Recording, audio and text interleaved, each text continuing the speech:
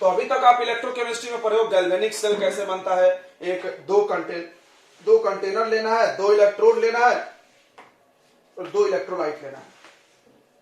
Electrolyte बच्चों standard condition का लेना है। स्टैंडर्ड कंडीशन क्या होता है, तो स्टैंडर्ड कंडीशन होता है जिस वक्त कंसंट्रेशन 1 मोलर हो, कंसंट्रेशन 1 मोलर हो, मोलारिटी 1 हो, टेम्परेचर 298 केल्विन हो और प्रेशर 1 atm हो। इस हालत को हम लोग बोलते हैं स्टैंडर्ड कंडीशन, ठीक है। और उस वक्त हम लोग 2 स्टैंडर्ड कंडीशन में कंटेनर लेना है, एक में जिंक रॉड लेना है और जिंक का सोल्यूशन लेना है, एक में कॉपर रॉड लेना है, कॉपर का सोल्यूशन लेना है। अगर जिंक कॉपर बनाना है तो आप दूसरा मेटल का भी बना सकते हो, हम बताएंगे। उन दोनों को जोड़ने के लिए एक सॉल्ट ब्रिज लेना है, और सॉल्ट ब्रिज में क्या डालना हमने बताया था, KCl डालिए, NH4Cl डालिए, KNO3 डालिए, K2SO4, पोटेशियम सॉल्ट, NH4 और अगर अगर के सोल्यूशन में मिक्स करके डालते हैं। सॉल्ट ब्रिज का काम बताया हमने। उसके बाद हमने आपको जिंक कॉपर सेल पढ़ाया और कोई भी सेल का रिप्रेजेंटेशन बनाया। कोई भी सेल को जब आप शॉर्ट में लिखोगे तो ऐसे लिखना है, देखिए Zn/Zn+2 /Cu+2/Cu, मतलब आपको इधर एनोड लिखना है, इधर कैथोड, इधर ऑक्सीडेशन, इधर रिडक्शन, ये लेफ्ट साइड है, ये राइट साइड है। ये गैल्वेनिक सेल का सेल रिप्रेजेंटेशन है, ठीक है। इसमें ये एनोड रिएक्शन है, ये कैथोड रिएक्शन है, दोनों को ऐड करोगे ओवरऑल सेल रिएक्शन आ जाएगा, ठीक है। आपको इन जनरल ऐसे लिख सकते हो, देखो M मेटल है, मेटल पे कैसा चार्ज +N /M+N/M, ये आप इन जनरल देखोगे। करंट किधर से किधर जाती है, इधर से इधर, इलेक्ट्रॉन इधर से इधर, ठीक है। इतनी बातें हमने आपको पढ़ा दिया है, ठीक है बच्चों। चलिए आगे बढ़ते हैं हम लोग। उसके बाद हमने आपको पढ़ाया था कल electrode potential. Electrode potential, electrode potential क्या होता है बच्चों, E सिंबल है। E क्या होता है, तो हर रॉड का, हर मेटल रॉड का एक पोटेंशियल डिफरेंस होता है इलेक्ट्रोलाइट के साथ।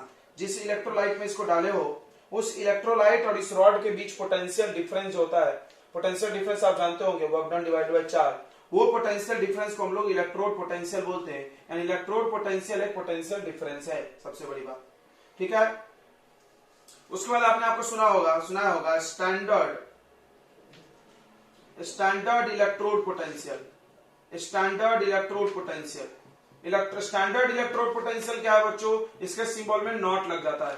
तो आपके बुक में जो टेबल दिया है सभी मेटल का, वो स्टैंडर्ड वाला वैल्यू दिया है, ये वाला वैल्यू नहीं दिया है, ठीक है। इलेक्ट्रोड पोटेंशियल तो कंसंट्रेशन कुछ भी हो सकता है, लेकिन जब हम स्टैंडर्ड की बात करेंगे उस वक्त कंसंट्रेशन 1 मोलर होगा, टेम्परेचर 298 होगा और प्रेशर 1 atm होगा।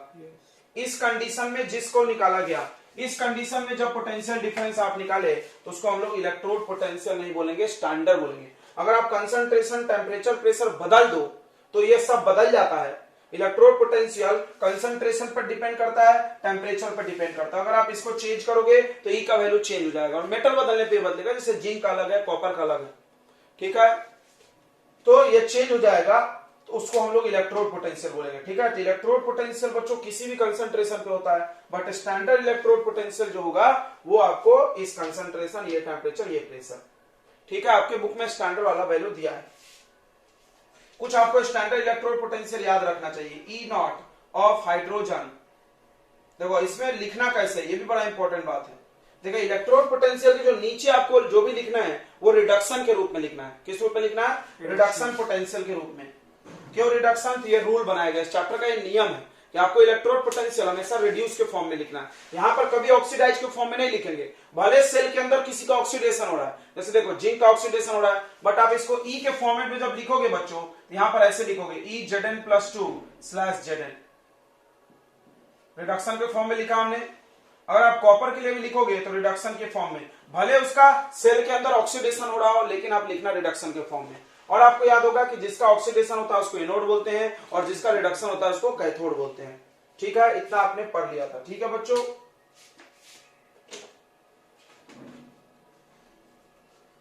बोलिए, इतना पढ़ लिए थे क्या?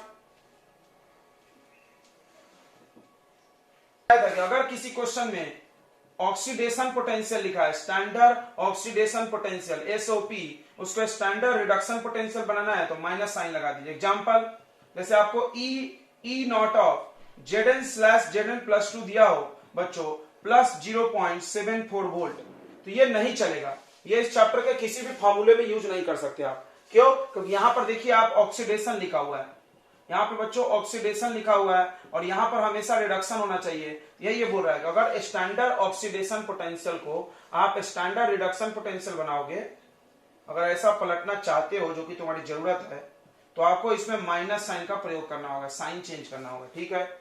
और आपको हमने एक बात बताया था कि जो मेटल ज्यादा रिएक्टिव है उसका SRP standard reduction potential negative होता है, बिकॉज वो रिड्यूस होना नहीं चाहता है। लेकिन तुमने रिडक्शन लिखा है, वो ऑक्सीडाइज होते हैं, ठीक है। चलिए अगर नहीं समझ में आ रहा तो आपको ये फिर आगे भी पढ़ाया जाएगा, अभी के लिए इतना काफी है। चलिए आज हम लोग पढ़ रहे हैं बच्चों EMF of cell. EMF of cell पढ़ रहे हैं, बहुत इंपॉर्टेंट बात है। देखिए हर सेल का अपना अपना ईएमएफ होता है, वोल्टेज देने की क्षमता होती है। जैसे आपके घड़ी में जो सेल लगा है वो 1.5 वोल्ट का है, 1.5 वोल्ट ईएमएफ है। कोई बैटरी 12 वोल्ट की होती है, कोई 20 की, कोई 100 वोल्ट की। तो जो बैटरी आप सुने उतने इतने वोल्ट की है, वो उस बैटरी का ईएमएफ होता है। ईएमएफ क्या है देख लेते हैं हम लोग, देखेंगे। तो ईएमएफ ऑफ सेल, तो ईएमएफ का डेफिनेशन होता है, ध्यान सुनेंगे, द पोटेंशियल डिफरेंस, सब पोटेंशियल डिफरेंस है, the potential difference between two electrodes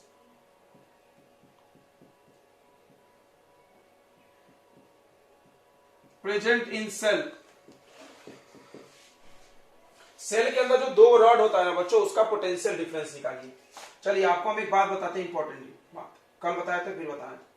cell के अंदर कल तुमने देखा है दो रॉड होते हैं, ठीक है, अलग अलग कंटेनर में। ये एक रॉड को एनोड बोलते हैं,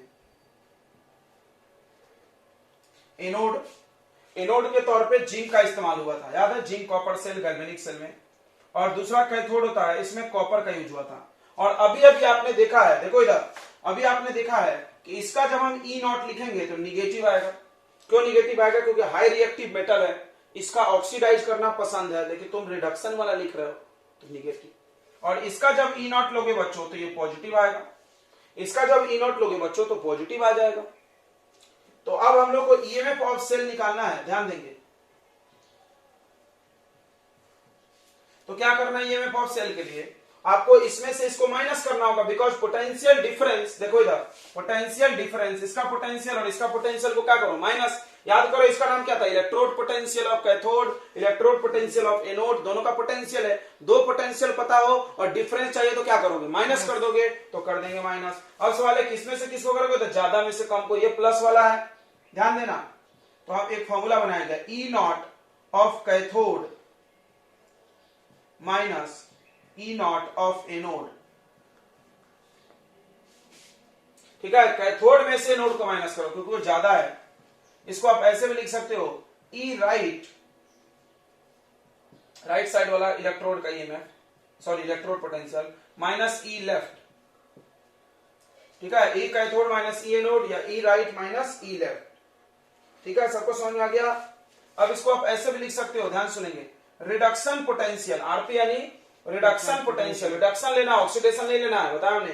reduction potential of cathode, sorry पहले कैथोड करेंगे, reduction potential of cathode minus reduction potential of anode,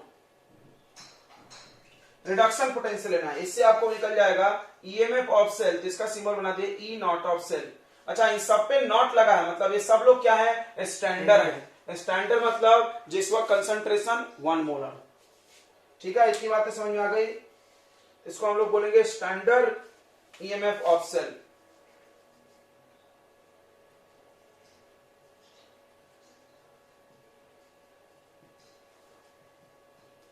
तो अगर सिर्फ ईएमएफ होगा तो नॉट नहीं लगेगा, सिर्फ ईएमएफ होगा तो नॉट नहीं लगेगा। अगर आप स्टैंडर्ड लोगे तो नॉट लग जाएगा। इसको ऐसे रहने आते हैं, स्टैंडर्ड वाला लिख लेते हैं इधर अलग से।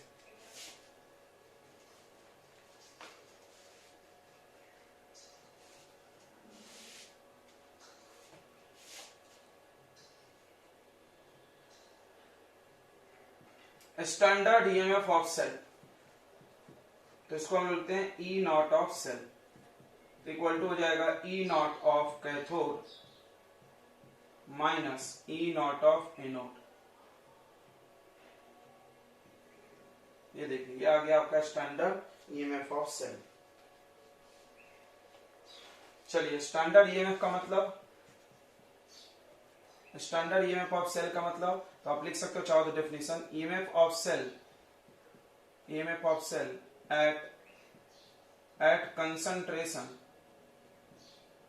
एट कंसंट्रेशन, कितना कंसंट्रेशन लेना है 1 मोलर, टेम्परेचर कितना लेना है 298 केल्विन, प्रेशर कितना लेना है 1 atm। इस कंडीशन में जब निकाला जाए ईएमएफ तो उसको हम लोग क्या बोलेंगे, स्टैंडर्ड ईएमएफ ऑफ सेल बोलेंगे। तो ईएमएफ ऑफ सेल क्या हो गया, समझ गया ना, द पोटेंशियल डिफरेंस, ये देखो निकाला हुआ डिफरेंस। कैथोड में से एनोड क्यों माइनस किया, क्योंकि ये ज्यादा होता है और ये कम होता है, ठीक है। कैथोड वाला ज्यादा क्यों होता है, क्योंकि रिडक्शन इसको पसंद है, कैथोड वाले को रिडक्शन पसंद है। चलिए एक एग्जांपल देख लेते हैं हम लोग, एक एग्जांपल देख लेते हैं। देखिए Ni स्लैश, पहले गैल्वेनिक सेल का देखते हैं, सॉरी पहले गैल्वेनिक सेल का ईएमएफ देखते हैं। देखिए सबसे पहले हम लोग हर जगह गैल्वेनिक सेल का देखेंगे, ईएमएफ ऑफ गैल्वेनिक सेल।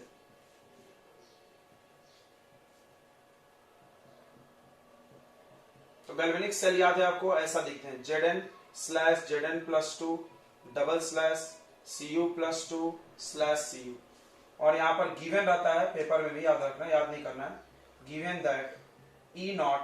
अब यहाँ पर गिवन देते वक्त तो लोग तुमसे तुम्हारा बदमाशी कर सकते हैं, देख लेना यहाँ पे नजर दौड़ा के ऐसा लिखा होना चाहिए, Zn slash Zn plus 2 minus 0.76 volt और E naught of Cu plus 2 slash Cu। ये तो कभी भी पेपर में सवाल आया, देखिए बोर्ड लेवल में तो ऐसा नहीं करते, वो बोर्ड में नहीं करते हैं, आप जेईई वगैरह में देखोगे तो यहाँ पर वो छेड़ सकते हैं, इसको बिगाड़ सकते हैं। तो आप ध्यान रखना यहाँ पे हमेशा क्या लिखा होना चाहिए, रिडक्शन, बिकॉज यहाँ पर जो ई नॉट लेते हो दे आर रिडक्शन पोटेंशियल, याद रखेंगे कौन सा पोटेंशियल, रिडक्शन पोटेंशियल। कहीं नोट में लिख लो, लिखा भी था हमने कि इस चैप्टर के अंदर हर फॉर्मूले में ई का वैल्यू रिडक्शन वाला लेना है, ऑक्सीडेशन वाला नहीं लेना है। भले ऑक्सीडेशन हो रहा हो ऑक्सीडेशन, लेकिन हम रिडक्शन पोटेंशियल लेंगे। तो चलिए आराम से निकल जाएगा, बस फॉर्मूला लिखना है। देखिए इधर ध्यान देंगे सभी लोग, ई नॉट ऑफ सेल चाहिए आपको। ई नॉट ऑफ सेल क्या होगा, E naught of cathode minus E naught of anode. तो कैथोड कौन होता है सेल में, सेल में बच्चों इधर साइड जो लिखा होता है ये कैथोड होता है, और इधर साइड जो लिखा है क्या होता है, एनोड होता है। तो ई नॉट को कुछ से मतलब नहीं है, चार्ज वार्ज से, इलेक्ट्रॉन से कुछ से मतलब नहीं, हमेशा ऐसे माइनस होगा। ऐसा नहीं कि 2 चार्ज है 3 चार्ज है तो अलग अलग होगा, कुछ चेंज नहीं होगा। ई नॉट चेंज नहीं होगा, याद रखना, ई नॉट नहीं होगा, ई होगा। तो ई नॉट ऑफ कैथोड, कैथोड कौन है, कॉपर, और कॉपर का ई नॉट दिया है 0.34 वोल्ट माइनस। इसका देखो ये माइनस माइनस प्लस हो जाएगा बच्चों,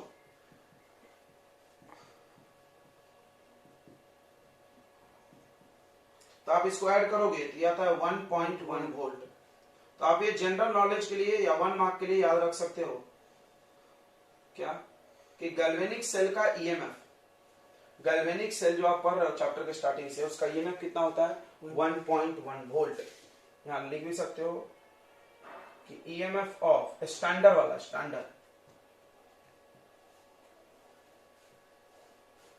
standard EMF of galvanic cell equal to 1.1 volt. बहुत अच्छे, चलिए एक और करके देखते हैं हम लोग फटाफट।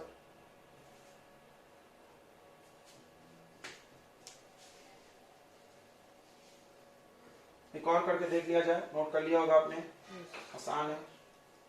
ये ई नॉट दिया रहता है, आपको याद नहीं करना है, सब मेटल का अलग अलग होता है, नॉन मेटल के भी होते हैं।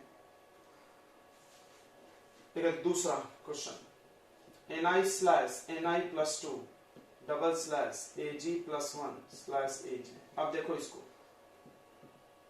इसमें भी ई नॉट दिया होगा, E naught of Ni plus 2 slash Ni, देखो रिडक्शन में दिया हुआ है, ये दिया है माइनस 0.25 वोल्ट, और E naught of Ag plus 1 slash Ag ये दिया है 0.80 वोल्ट। तो कल हम फिर बताए थे, फिर बता रहे, निगेटिव किसका है, जो भी मेटल, देखो हाइड्रोजन बीच में आता है, उसके ऊपर है, याद किया होगा ना, लाला केदारनाथ का माली, ये वाला। तो हाइड्रोजन से जो ज्यादा रिएक्टिव मेटल है, जो ज्यादा रिएक्शन करते हैं, उन लोगों का ई नॉट सबका निगेटिव है, और हाइड्रोजन से जो कम है, कॉपर, सिल्वर, गोल्ड, मर्क्यूरी और नॉन मेटल्स, नॉन मेटल भी नीचे ही आता है, इन सबका बच्चों पॉजिटिव है, इसका जीरो है। क्यों? क्योंकि देखो ये सब रिडक्शन की क्षमता लिखी हुई है, एबिलिटी टू रिड्यूस लिखा है, ability to get reduce, reduce होने की क्षमता। तो मेटल रिड्यूस नहीं होना चाहता, ऑक्सीडाइज होता है, इसीलिए निगेटिव। नॉन मेटल और लेस रिएक्टिव मेटल नाच नाच के रिड्यूस होते हैं, इसीलिए ये पॉजिटिव है। ये बात फील ले लिया तुमने। देखो ये सिल्वर का पॉजिटिव क्यों है, हाइड्रोजन से कम रिएक्टिव है। चलिए, तो आपको EMF of E naught of cell पूछा गया है। तो देखो यहाँ चार्ज +1 है, यहाँ 2 है, तो इससे कोई फर्क ई नॉट को नहीं पड़ता। आप डायरेक्ट करिए, E naught of cathode minus E naught of anode. Cathode anode समझ में आ रहा होगा ना, ये कैथोड है और ये क्या है बच्चों, एनोड है, उल्टा है। तो कैथोड का बताइए कितना है, 0.80 volt minus of minus 0.25 volt, ये प्लस हो जाएगा।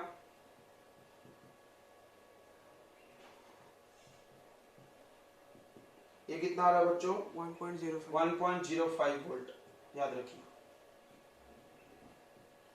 आंसर हो गया। ठीक है, बहुत आसान है ये। तो आप एक चीज यहां नोट में लिख सकते हो, क्या कि ईएमएफ ऑफ सेल हमेशा पॉजिटिव आना चाहिए,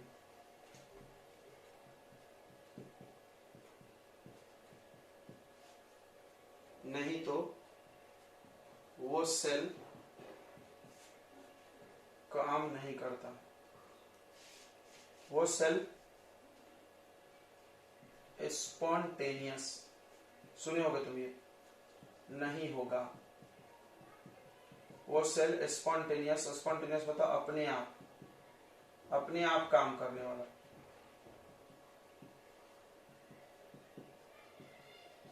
मान लो किसी का ईएमएफ निगेटिव आ गया, तो वो सेल बनाओगे तुम तो काम नहीं करेगा, याद रखना।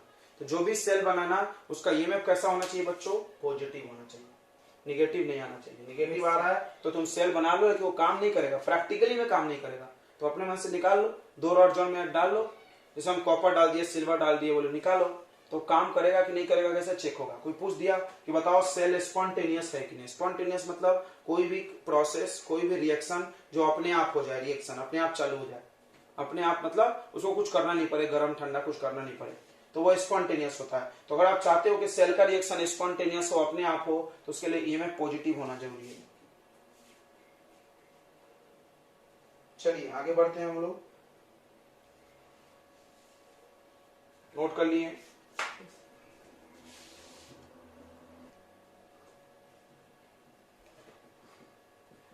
नेक्स्ट टॉपिक है बच्चों, फिजिबिलिटी ऑफ सेल रिएक्शन। इसको कोई कोई बोलता है स्पॉन्टेनिटी, ये वर्ड्स याद रखिए।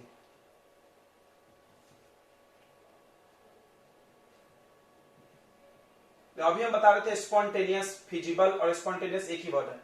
देखो कोई भी सेल रिएक्शन, जैसे तुम अपने मन से एक सेल बना दिए, कुछ भी 2 रॉड डाल दिए, तो वो काम करेगा कि नहीं करेगा, इस बात की समझदारी आपको यहां से आएगी। कैसे?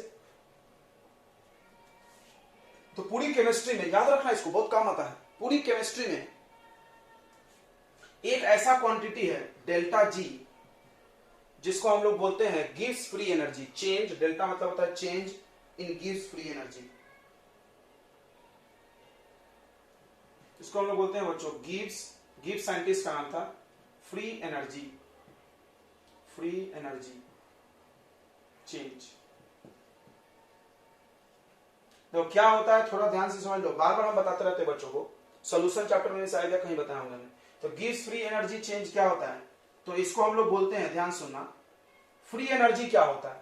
फ्री एनर्जी ऐसा एनर्जी होता है जो काम में बदला जा सकता है, मैं बताया था, the energy which can be converted into useful work. जैसे आपके शरीर में मान लो बहुत सारा एनर्जी है, सबके शरीर में ऊर्जा है, उस ऊर्जा की वजह से आप काम करते हो, दौड़ते हो, भागते हो, खाते हो, पीते हो। अब आपके शरीर में जितना भी एनर्जी है, क्या आप सारे एनर्जी को काम में लगा सकते हो, तो नो। अगर हमारे बॉडी का सारा एनर्जी काम में लग जाएगा तो हम मर ही जाएंगे, एनर्जी खत्म, तो हम जीरो एनर्जी मतलब डेड। तो हम वही एनर्जी को काम में लगाएंगे जो फ्री है, सही है कि नहीं है, फ्री फ्री मतलब एक्स्ट्रा, ज्यादा। तो फ्री एनर्जी ही वर्क में बदलता है, ठीक है। तो इसी फ्री एनर्जी के कैलकुलेशन डेल्टा जी से होता है। तो डेल्टा जी मतलब होता है minus of negative of work done by the system, negative of work done by the system, ठीक है। सिस्टम कौन है यहां पर? सेल है, तो आप बोल सकते हैं minus of work done by cell. Cell ने जितना काम किया वो वर्क डन निकाल लो, और बहुत आसान है वर्क डन निकालना, ध्यान देंगे सभी लोग। आपको हम कल पोटेंशियल डिफरेंस का फॉर्मूला पढ़ा रहे थे। पोटेंशियल डिफरेंस का फॉर्मूला होता है work done divided by charge. तो अगर हम आपसे वर्क डन का फॉर्मूला पूछे तो कोई भी बता देगा यहां से। वर्क डन का फॉर्मूला क्या हो जाएगा बताइए? Potential difference into charge. चलिए, अच्छी बात है। अब ये चार्ज किस पे है? तो चार्ज कहां है? तो जो इलेक्ट्रॉन तुम लेते हो ना रिएक्शन में, देखो ऐसे लेते हो ना, Zn+2 इलेक्ट्रॉन ऐसे, तो ये इलेक्ट्रॉन पे चार्ज होता है, इलेक्ट्रॉन की वजह से माइनस चार्ज है। तो तुमको पता होगा कि सामने में जो नंबर होता है उसको मोल बोलते हैं। जैसे 2 मोल इलेक्ट्रॉन है यहाँ पे, ये जो संख्या लिखी होती है तुमको केमिस्ट्री में बार बार बताया जाता है कि सामने में जो नंबर लिखा रहता है वो क्या होता है? मोल होता है बच्चों, मोल। तो यहाँ 2 इलेक्ट्रॉन मतलब 2 मोल इलेक्ट्रॉन है, 2 मोल। तो ये जो Q है बच्चों, Q जो होता है वो charge on n mole of electron है। Q क्या है? देखो हम यहां बता दे रहे हैं, Q is charge on n mole. n मान ले रहे हैं, n क्यों मान ले रहे हैं बताइए? क्योंकि हमको पता नहीं है 2 है, 3 है, 4 है, 5 है, कुछ भी आ जाएगा ना यार। यहाँ पे जिंक में तो आया, क्रोमियम में 3 आता, सिल्वर में 1 आता। तो जो नंबर है उसको मोल में निकाला जाता है केमिस्ट्री में। तो Q हो गया charge on n mole of electron. तो देखिए, क्या हम चार्ज निकालने के लिए ऐसे लिख सकते हैं Q equal to charge on n mole. तो हम इसको ऐसा कर सकते हैं n multiply charge on 1 mole. नहीं कर सकते? बिल्कुल कर सकते हैं। एक मोल पे जितना चार्ज है उसका n टाइम्स n मोल का चार्ज हो जाएगा। अच्छा, charge on 1 mole of electron कैसे निकलेगा? तो एक मोल का संख्या ले लो, तो 1 मोल होता है 6.022 इंटू 10 का पावर 23 इलेक्ट्रॉन्स। यह हो गया चार्ज, इलेक्ट्रॉन की संख्या, और इंटू एक इलेक्ट्रॉन पे चार्ज कितना होता है? 1.6 इंटू 10 का पावर -19 कूलम। सबको समझा? फिर से समझ लो, एक इलेक्ट्रॉन पे कितना चार्ज है? इतना। और एक मोल इलेक्ट्रॉन पे, एक इलेक्ट्रॉन पे इतना, तो एक मोल में तो इतने इलेक्ट्रॉन होते हैं, संख्या से मल्टीप्लाई, और n मोल चाहिए तो इंटू n कर देंगे। इंटू n कर देंगे कि नहीं कर देंगे? इसको जब आप मल्टीप्लाई करोगे तो आ जाएगा n इंटू 96,500, कर लेना, 96,500 कूलम आएगा। इसको जब आप मल्टीप्लाई करोगे ना इसको, तो 96,500 याद रहेगा, 1 लाख में कुछ कम अमाउंट है। 96,500 कूलम आएगा, जिसको हम लोग फराडे कांस्टेंट मान लेते हैं, F बोलते हैं। F का मतलब होता है फराडे कांस्टेंट, फ्राइडे नहीं, फराडेस कांस्टेंट, याद रखिएगा। फराडेस कांस्टेंट का वैल्यू कितना होता है? 96,500। तो Q कितना आ गया? NF। Q कितना आ गया बताइए? NF आ गया। चलिए, तो वर्क डन का फॉर्मूला आप यहां से लगा दीजिए, पोटेंशियल डिफरेंस इनटू चार्ज। बहुत अच्छे, potential difference into charge. Potential difference को हम ईएमएफ ऑफ सेल बोल सकते हैं क्या? बिल्कुल बोल सकते हैं यार। ईएमएफ का डेफिनेशन हमने पढ़ाया था। What is EMF? The potential difference, पहला ही वर्ड है। EMF is potential difference, EMF is potential difference, याद है क्या? और चार्ज को एनएफ लिख ले, तो डेल्टा जी का फॉर्मूला बन गया माइनस एन ई एफ, याद रखो। ये हो गया गिव्स फ्री एनर्जी का फॉर्मूला। डेरिवेशन की कोई जरूरत नहीं, अगर आपको नहीं समझ में आया तो आप ये फॉर्मूला याद रखिए। ये हो गया बच्चों change in gives free energy. ध्यान सुनेंगे, अगर डेल्टा जी का वैल्यू, देखो इधर है, डेल्टा जी का वैल्यू निगेटिव आया, less than zero, less than zero का मतलब क्या होता है, निगेटिव, तो वो वाला प्रोसेस स्पॉन्टेनियस माना जाएगा। क्या माना जाएगा वो वाला प्रोसेस, स्पॉन्टेनियस रिएक्शन या सेल रिएक्शन। अब थोड़ा दिल से समझना, दिल से समझना, ये माइनस में कब तक आएगा, जब तक ई प्लस में हो। नहीं समझा, अरे यार 3 लोग मल्टीप्लाई हुए हैं, एफ कभी होगा नहीं प्लस माइनस में, क्योंकि वो 96,500 है, एन संख्या है, तो ये बस प्लस माइनस हो सकता है। मान लो ये पॉजिटिव है, मान लो ये पॉजिटिव है, तो ये प्लस में और ये माइनस में, आंसर क्या में आएगा, माइनस में। अच्छा मान लो अगर ये निगेटिव हुआ ईएमएफ, तो माइनस माइनस प्लस, तो नॉन स्पॉन्टेनियस हो जाएगा। यही बतवा तो थोड़ी देर पहले हम भी बोल रहे थे, नहीं बोल रहे थे, ये स्पॉन्टेनियस होगा। इसका ये मतलब है कि हाँ, E of cell greater than zero, E of cell greater than zero होना चाहिए, पहला कंडीशन। अगर delta G less than zero यानी निगेटिव, या आप ऐसे भी देख सकते हो EMF of cell greater than zero यानी पॉजिटिव, तो वो प्रोसेस स्पॉन्टेनियस होगा। ठीक है, ध्यान सुन लेना। और अगर डेल्टा जी बच्चों ग्रेटर देन जीरो हो गया यानी पॉजिटिव हो गया, अगर डेल्टा जी ग्रेटर देन जीरो या पॉजिटिव हो गया, या इसी को आप बोल दो कब ये पॉजिटिव होगा, जब ई माइनस में हो जाए, जब E of cell less than zero हो जाए, तो इन दोनों कंडीशन को हम लोग नॉन स्पॉन्टेनियस बोलते हैं, या नॉन फिजिबल भी। फिजिबल और स्पॉन्टेनियस एक ही है, ठीक है, फिजिबल हो या नॉन स्पॉन्टेनियस। एक और सुनते जाइए, आखिरी कंडीशन, इक्विलिब्रियम। इक्विलिब्रियम दिल से सुनना, दिल तक पहुंचे तो बताओ। तीसरा देखिए, तीसरा है अगर डेल्टा जी जीरो हो जाए, उसके लिए ईएमएफ ऑफ सेल को भी कितना होना पड़ेगा, जीरो होना पड़ेगा। तो इस कंडीशन को हम लोग बोलते हैं एट इक्विलिब्रियम। इक्विलिब्रियम का नाम सुने होगे, एक ऐसा अवस्था है रिएक्शन का, एक ऐसा स्टेज है जहां पर फॉरवर्ड जाने का रिएक्शन और बैकवर्ड आने का रिएक्शन क्या हो जाए, सेम स्पीड से हो जाए, तो उसको हम लोग बोलते हैं। अब देखिए ये सब डेल्टा के लिए पढ़ा है, नॉट के लिए पढ़े नहीं हो। अगर आप नॉट के लिए पढ़ोगे तो सब में नॉट लग जाएगा और स्टैंडर्ड बोलेंगे कि नहीं बोलेंगे, स्टैंडर्ड बोलेंगे। देखिए हम बोलते दिखाते हैं, मिटा दे बच्चों, नोट कर लिया होगा आपने। तो अब आगे सिमिलरली यहां पर एक पॉइंट लिख लीजिए, सिमिलरली अगर कोई आपसे बोले स्टैंडर्ड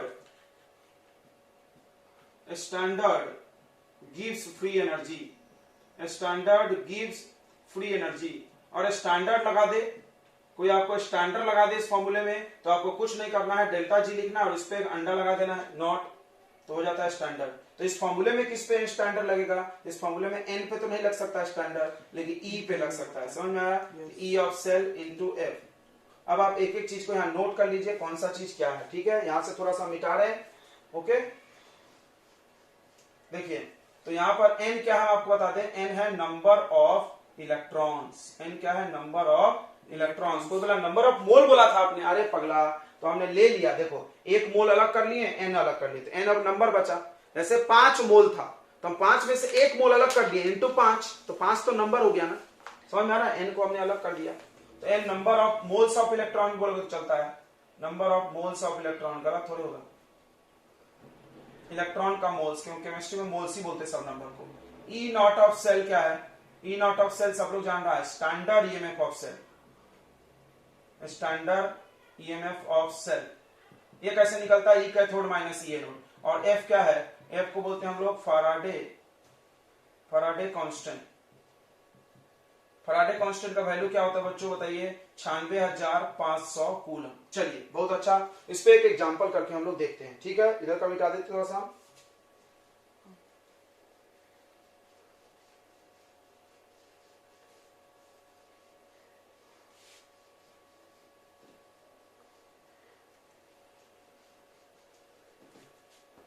एक क्वेश्चन करेंगे, आप एनसीईआरटी जाके और भी क्वेश्चन कर सकते हैं। तो find standard free energy and predict, ऐसा क्वेश्चन आते हैं, फिजिबिलिटी, वर्ड ही बहुत लोगों को नहीं समझता है, बट आपको समझ रहा होगा। फिजिबिलिटी ऑफ सेल मतलब बोल रहा है कि आप डेल्टा जी निकालो और बताओ वो सेल रिएक्शन होगा कि नहीं होगा। किसके लिए? तो सेल दिया है सर Zn/Zn+2 डबल स्लैश सबसे पहले हम लोग सारा काम किसके लिए कर रहे हैं? गैल्वेनिक के लिए कर रहे हैं। यहां पर आपको E नॉट ऑफ कैथोड दिया होगा, E नॉट ऑफ दिया है Zn+2 स्लैश Zn, तो याद हो जाना चाहिए -0.7 कितना है बच्चों? -0.76 है वोल्ट, और E naught of Cu+2 slash Cu यह है 0.34। चलिए तो इसका फन, हाँ गुड। तो आपको क्या करना है? कुछ भी निकालने से पहले, पूरे चैप्टर में कुछ भी निकालने से पहले सबसे पहले आपको E नॉट ऑफ सेल निकाल लेना है। सबसे पहले E नॉट ऑफ सेल कैसे निकलता है? E cathode minus E naught of anode, not लगाना भूलना नहीं। तो E नॉट ऑफ कैथोड कितना है? ये तो याद होगा ना, 1.1 होता है, अभी बताया तो याद कर जाओ। 1.1 आप वैल्यू रख के निकाल लेना, इतना ही आएगा। अब आपको पूछा गया है डेल्टा जी नॉट का फॉर्मूला -NE और naught of cell into F, तो -N।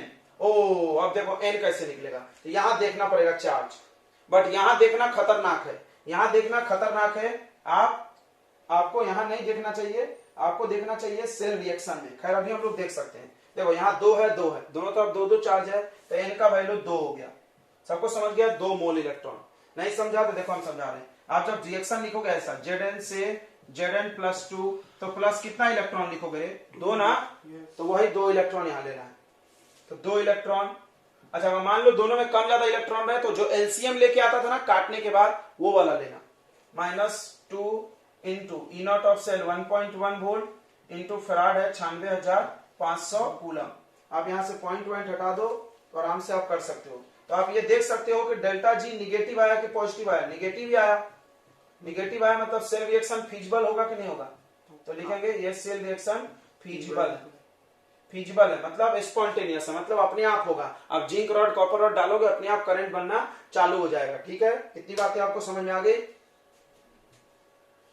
का टॉपिक है बच्चों नर्स्ट इक्वेशन। नर्स्ट इक्वेशन लिखते हैं, पढ़ते हैं नर्स्ट इक्वेशन। देखो कुछ इक्वेशन का प्रूफ आपके केमिस्ट्री में नहीं पढ़ना है, आपको अभी नहीं पढ़ना है। जैसे नर्स्ट इक्वेशन हो गया, नेक्स्ट चैप्टर में आर्हेनियस इक्वेशन आएगा। ये डायरेक्ट एक इक्वेशन है, आपको याद करना पड़ेगा। हाँ इस्तेमाल हम बताएंगे जरूर कैसे करना है वगैरह वगैरह। तो सबसे इंपॉर्टेंट ये टॉपिक है इस चैप्टर का, सबसे इंपॉर्टेंट। अभी तक जितना तुम पढ़े हो वो सब एक साथ इसमें यूज हो जाएगा। यानी आप समझे कि आप इसी के लिए इतनी चीजें अभी तक पढ़े हो, जो भी इस चैप्टर में पढ़े हो। तो नर्स्ट इक्वेशन क्या बोलता है? ये इक्वेशन बच्चों, this equation is used to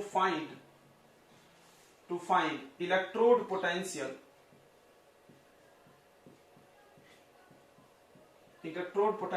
or EMF of cell at any concentration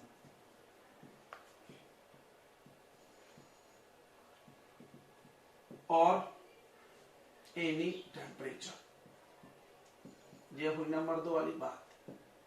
मतलब कभी भी किसी भी कंसंट्रेशन पे 1 बोलने की जरूरत नहीं। यहाँ पे किसी भी कंसंट्रेशन पे और किसी भी टेम्परेचर पे ईएमएफ सेल के पास होता है, और एक रॉड के पास क्या होता है? पोटेंशियल।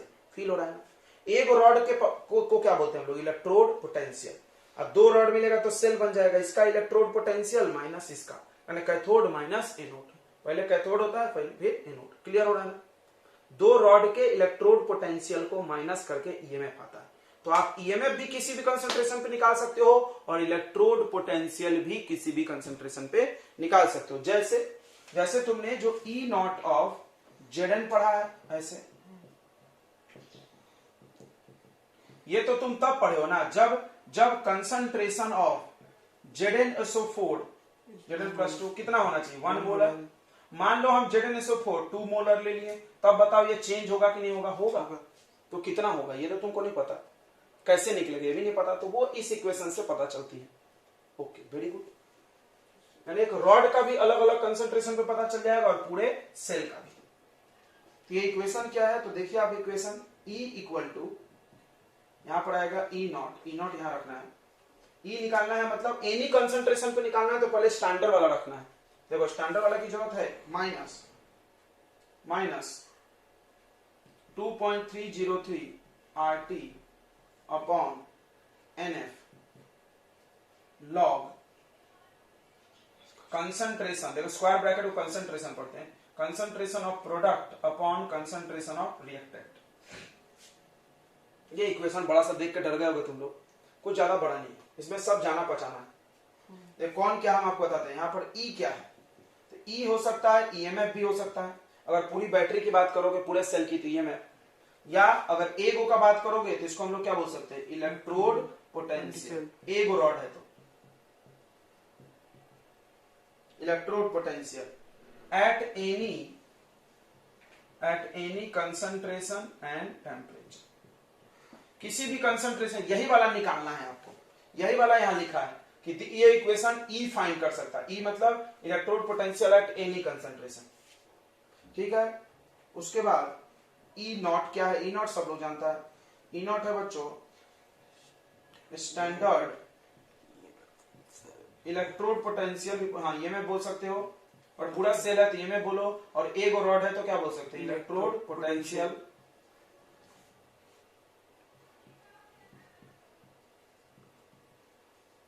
इलेक्ट्रोड पोटेंशियल, ये गिवन रहता है, ये हमेशा गिवन रहता है। इस वक्त कंसंट्रेशन कितना लिया जाता है, कंसंट्रेशन इस वक्त कितना लिया जाता है जब हम लोग ई नॉट की बात कर रहे हैं, 1 मोलारिटी, और टेम्परेचर कितना लेते हैं हम लोग 298 केल्विन, और प्रेशर कितना लेते हैं गैस अगर है तो 180 है। इस कंडीशन पे स्टैंडर्ड की बात होती है, फिक्स रहता है, इसमें कुछ भी हो सकता है।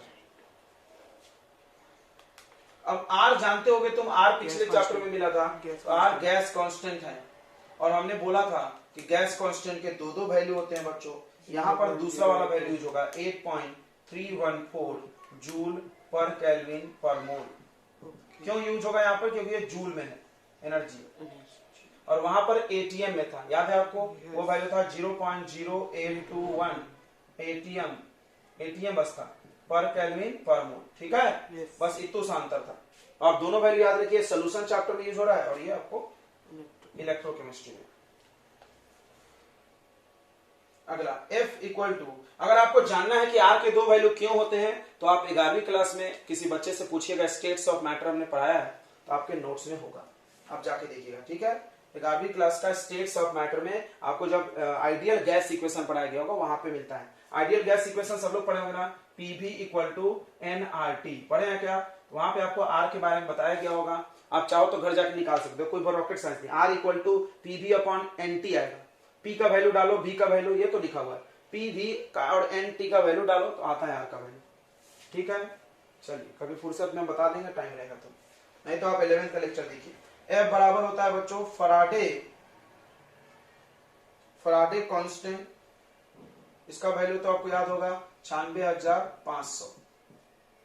अच्छा N क्या होता है, N होता है नंबर ऑफ इलेक्ट्रॉन्स, कौन सा इलेक्ट्रॉन, लॉस्ट देखना है या गेन्ड देखना है, मतलब जितना इलेक्ट्रॉन लॉस किया किसी ने, जैसे Zn है लॉस करता है, कॉपर है गेन करता है, वो देखना है आपको, ठीक है। T क्या है बच्चों, तो T है temperature in kelvin, temperature in kelvin होना चाहिए, ठीक है, टेम्परेचर इन केल्विन होना चाहिए, ये आप 298 रख सकते हो। उसके बाद देखिए यहाँ पर ये ऐसे स्क्वायर ब्रैकेट ऑफ P लिखा है, ये क्या है, इसका मतलब होता है कंसंट्रेशन, कंसंट्रेशन मतलब हमेशा याद रखिए molarity, concentration of product, concentration का यूनिट होता है मोल पर लीटर, इसे समझना, ऊपर मोल लेना है और नीचे वॉल्यूम। उसके बाद ये क्या है, कंसंट्रेशन ऑफ रिएक्टेंट, कहां होगा reactant of product, cell reaction में बच्चों, इन मोल पर लीटर, ठीक है। इतनी बातें समझ में आ गई। और एक इंपॉर्टेंट बात सुनिए, बाद में बताते हैं, चलिए। ये concentration of product divided by concentration of reactant को हम लोग बोलते हैं रिएक्शन कोसेंट।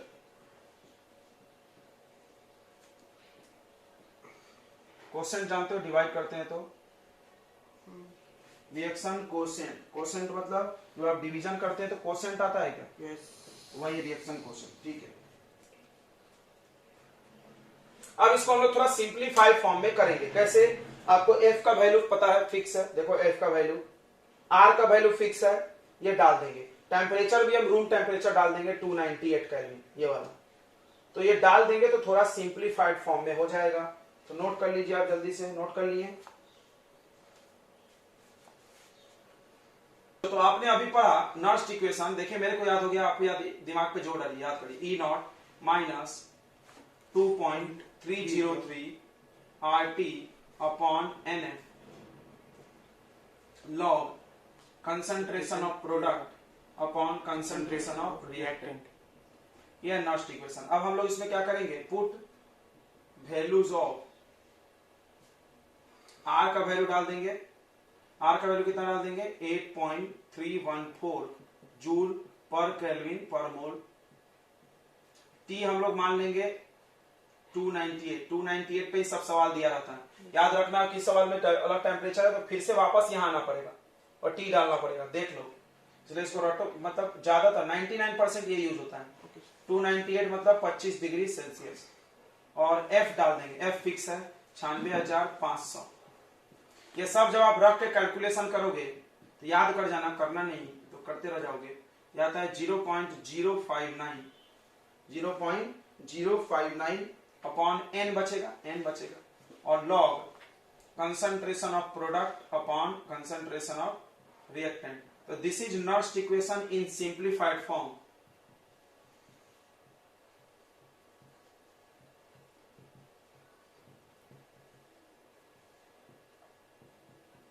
इन सिंपल फॉर्म है एट रूम टेम्परेचर।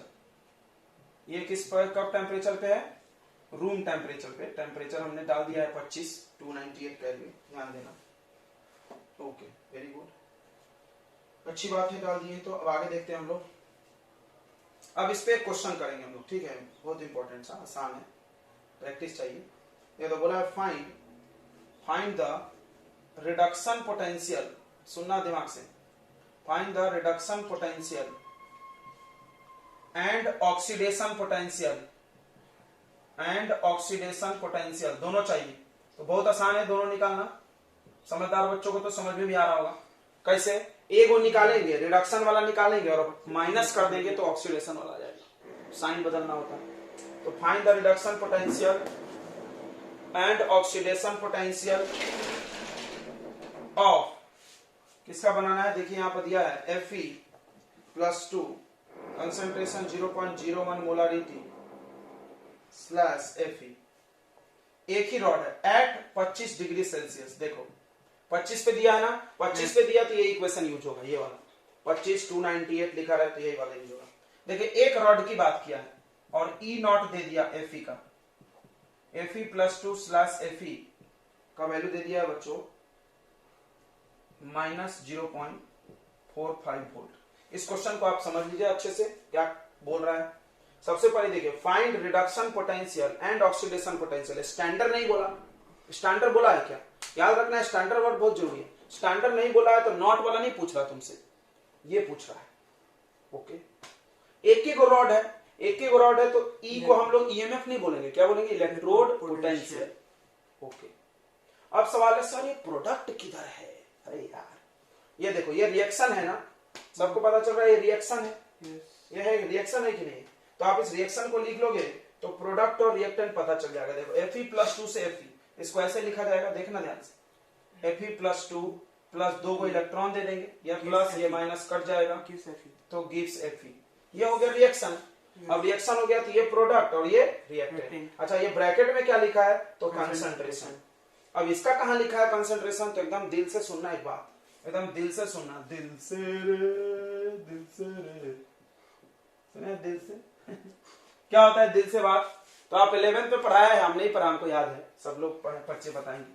आपको पढ़ाया गया है कि कंसंट्रेशन ऑफ सॉलिड, अगर कोई सॉलिड है या अगर कोई लिक्विड है तो उसका कंसंट्रेशन मोलारिटी 1 माना जाता है। किसी को याद है, किसी को याद है, कोई सॉलिड अगर है, कोई लिक्विड अगर है, इक्विलिब्रियम हमने जो पढ़ाया है 1-2 दिन क्लास में, उसमें इतना पढ़ा दिए थे हमने, कंसंट्रेशन ऑफ सॉलिड और लिक्विड बच्चों 1 होता है, 1 मोलारिटी मानी जाती है उसकी, सॉलिड लिक्विड का, पानी में घुला हुआ नहीं। तो देखो ये सॉलिड है ना आयरन, आयरन सॉलिड है कि नहीं है, तो सॉलिड का कंसंट्रेशन कितना माना जाएगा, 1 माना जाएगा। ये बहुत इंपॉर्टेंट बात है, नहीं तो एक भी सवाल नहीं बनेगा। 1 मोलारिटी मानी जाती है, ठीक है। क्यों? क्योंकि सॉलिड का कंसंट्रेशन ज्यादा चेंज नहीं होता है और लिक्विड का भी, इसीलिए 1 मान लेते हैं। याद रखिएगा इस बात को।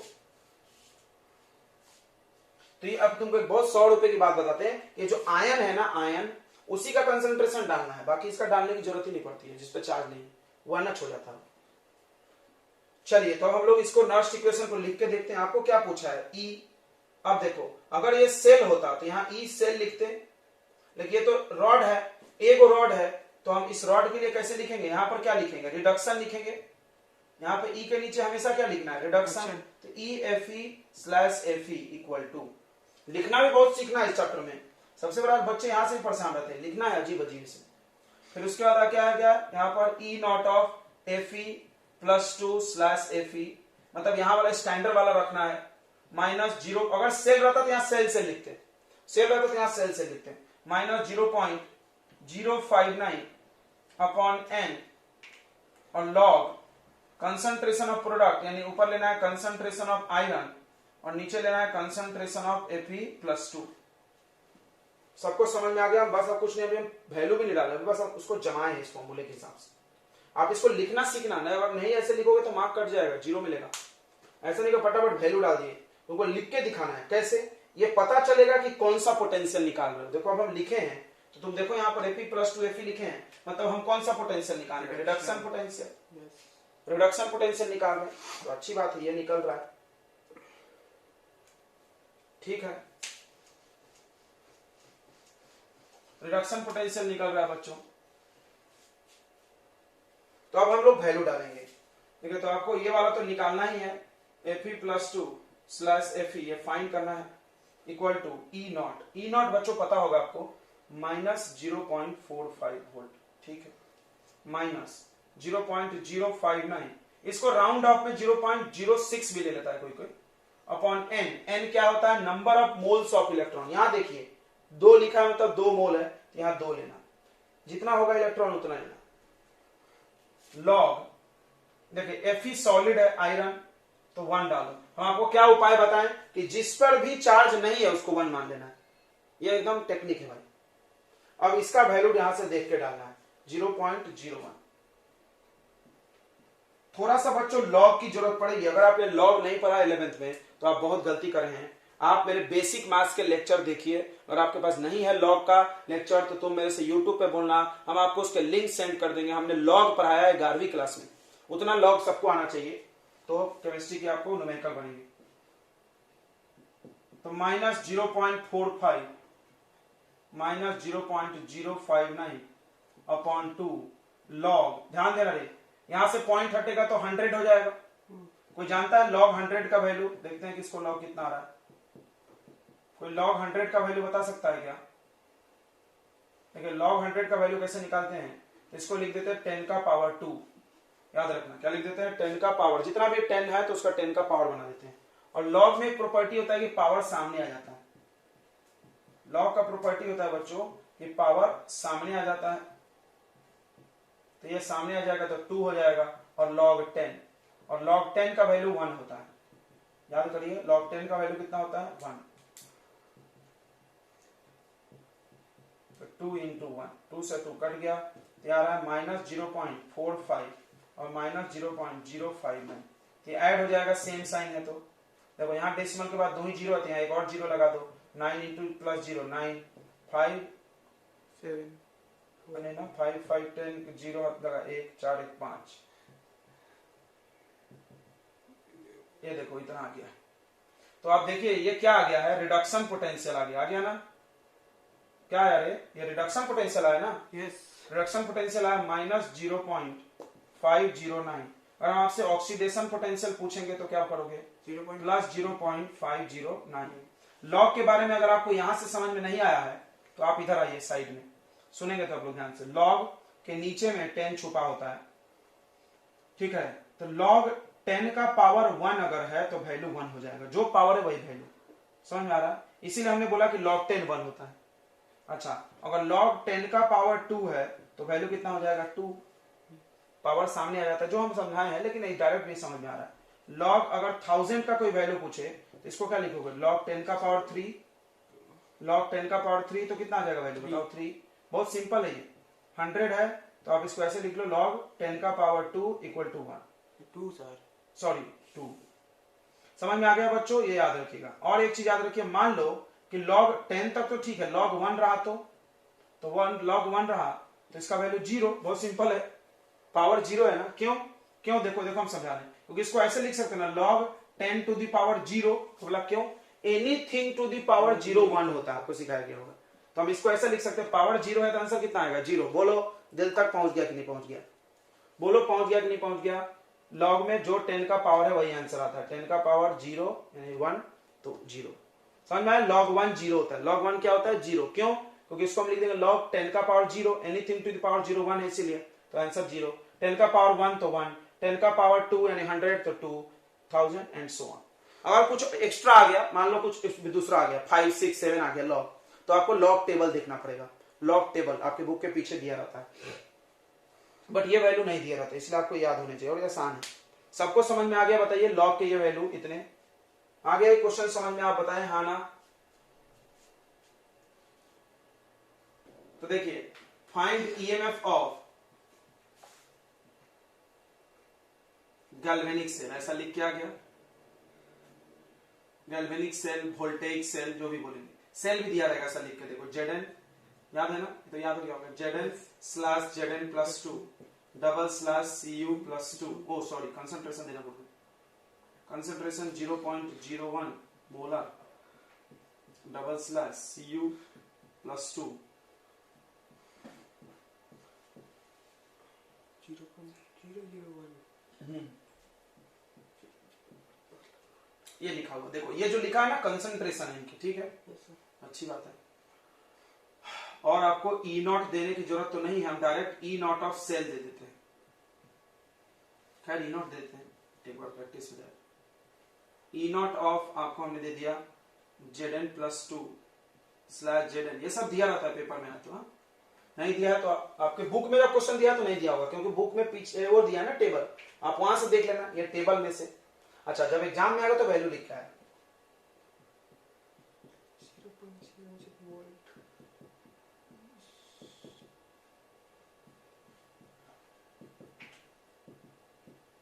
इतना दिया हुआ है, बोल दिया फाइंड ईएमएफ, तो सब लोग ध्यान देंगे। अब हम लोग नर्स्ट इक्वेशन यूज करेंगे।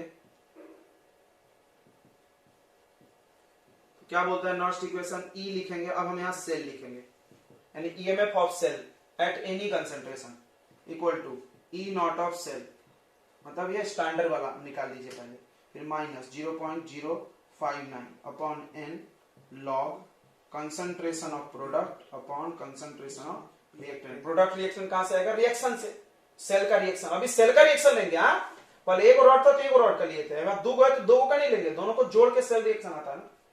तो आपको इसमें वैल्यू डालने के पहले स्टेप 1 क्या है, स्टेप 1 में आप फाइंड कर लीजिए ईएमएफ ऑफ सेल। स्टेप्स याद करो, गड़बड़ हो जाएगा, गड़बड़ मतलब तुम गड़बड़ कंफ्यूज हो गए। पहले ये निकाल लो, फिर ये रिएक्शन निकाल लो, फिर इस वैल्यू डालना वापस, ठीक है। चलिए, तो ई नॉट ऑफ सेल निकालना दाएं हाथ का खेल है आपके। ई नॉट ऑफ सेल कैसे निकलता है बताइए, ई कैथोड, सर 1.1 याद था। हाँ याद है, फिर भी हम बता रहे हैं, ई कैथोड माइनस नॉट नॉट। देखो आपको याद है ये, एक बच्चा बोल रहा है याद है सर, बहुत अच्छी बात है याद है तो, बट 1-2 साल बाद थोड़ी याद रहेगा, सही बात है। तो आपको आना चाहिए कैसे निकालते। तो ये रखिए दिया हुआ है तो आ जाएगा, ठीक है ना बच्चों। करके दिखा तमीज से, बदतमीज दिल, बदतमीजी नहीं करने, तमीज से। माइनस 0.76 वोल्ट, यार 1.1 वोल्ट, ठीक है, ओके। अब ये डाल देंगे। उसके बाद आपको स्टेप 2 में आना है, सेल का रिएक्शन लिखना है। स्टेप 2 में राइट सेल रिएक्शन का है भाई, का है प्रोडक्ट के लिए भाई, प्रोडक्ट रिएक्टेंट चाहिए ना। कहां से आएगा सेल रिएक्शन, यहां से। देखो रे, जिसका दूसरा लेक्चर छूट गया इधर ध्यान से देखो, यही सिखाया गया दूसरे लेक्चर में। ये देख करके सेल रिएक्शन कैसे लिखते हैं, देखो पहले यहां से ऐसे लिखेंगे, Zn gives Zn plus 2 plus 2 electron, बहुत अच्छा दिख रहा है, 2 चार्ज है। और यहां पर लिखेंगे इसको ऐसे, Cu प्लस 2 और इधर ही 2 इलेक्ट्रॉन लिखेंगे, जिधर प्लस चार्ज उधर इलेक्ट्रॉन आ रहा है, ये तो दिमाग में बैठ जाना चाहिए। गिव्स Cu, ये दोनों इलेक्ट्रॉन सेम रहना चाहिए, नहीं सेम है तो आप क्रॉस मल्टीप्लाई करोगे, पर सिखाए थे कटना चाहिए, ये कट गया तो रिएक्शन आ रहा है Zn plus Cu plus 2 gives Zn plus 2 plus Cu, ये मिला प्रोडक्ट, ये मिला रिएक्टेंट। अब आप सारे वैल्यू को इसमें डालिए, तो E ऑफ सेल अब दिखेगा ऐसा, E नॉट ऑफ सेल कितना डाल देंगे 1.1, समझ में आ रहा है, इसमें हम लोग डाल रहे हैं पुट ऑल वैल्यूज फ्रॉम, यहां से हम यहां आ रहे हैं।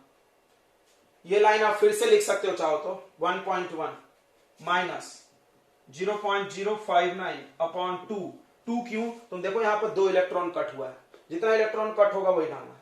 ओके, फिर log concentration of product, concentration के स्क्वायर ब्रैकेट में लिखते हैं, प्रोडक्ट कौन है Zn है प्लस 2 और कॉपर है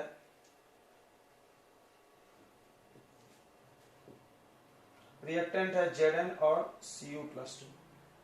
अब आपको अभी थोड़ी देर पहले बता रहे थे कि जिसमें जिसमें चार्ज नहीं है उन सबको गायब कर दो, 1 हो जाएगा, जिसमें इसमें चार्ज नहीं है उन सब क्या हो जाएगा 1, और जो चार्ज वाले उनका तो दिया रहता है, थोड़ा देख ही लो, ये दिया हुआ है, तो देखो बस हम वैल्यू डाल दे रहे हैं, E ऑफ सेल आ जाएगा 1.1 माइनस 0.059 अपॉन 2, फिर लॉग Zn प्लस 2 का कंसंट्रेशन, Zn प्लस 2 का आ रहा है देखो 0.01 इंटू 1 अपॉन इसका भी 1 और इसका आ रहा है 0.001 201, देखना ध्यान से, E of cell equal to 1.1 minus 0.059 upon 2 log, अब पॉइंट देखना कैसे हटता है, पॉइंट हटाने तो आना चाहिए, इतने बड़े हो गए हो तुम, तो यहाँ 2 पॉइंट है, यहाँ 3 पॉइंट, 2 पॉइंट से 2 पॉइंट कट गया, 2 पॉइंट से 2 पॉइंट कट गया, और नहीं जिसको समझता है तो यहाँ का डेसिमल हटाएगा तो नीचे 100 लिखेगा, और यहाँ का डेसिमल हटाएगा तो ऊपर कितना लिखेगा 1000, 2020 कट,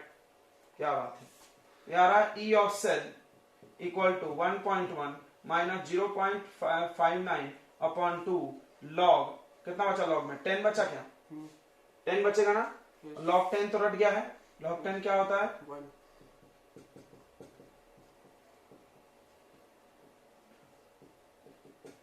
अब हमने बताया था कि अगर ये कट नहीं रहा है तो आप इसको 6 कर लीजिए, बताया था ना, क्योंकि कोई ज्यादा फर्क नहीं पड़ेगा, एक तो ये पॉइंट के बाद है, ऐसे ही बहुत बड़ा है वो 0.06 कर लीजिए अपॉन 2 से काट दीजिए तो ये 3 हो जाएगा।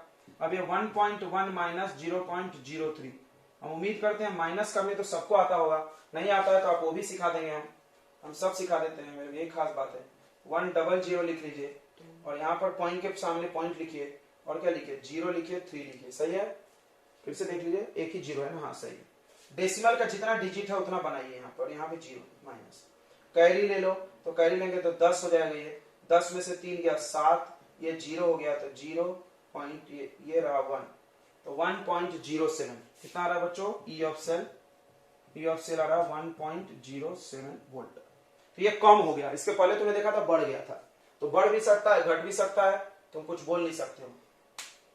इसीलिए कल हमने बताया था तुमको कि E जब पढ़ा रहे थे कि कंसंट्रेशन चेंज होगा, याद करो कल पढ़ाया हमने कि E जो होता है कंसंट्रेशन पर डिपेंड करता है, तो हमने ये नहीं बताया था कि बढ़ेगा तो घटेगा, कि घटेगा तो बढ़ेगा, कुछ भी हो सकता है भाई, बढ़ भी सकता है घट भी सकता है। तुम देखो इसके पहले वाले क्वेश्चन में बढ़ गया था, देख लेना आयरन वाले में जुड़ गया था, इसमें घट गया तो ये कम हो गया, ठीक है 1.07 वोल्ट।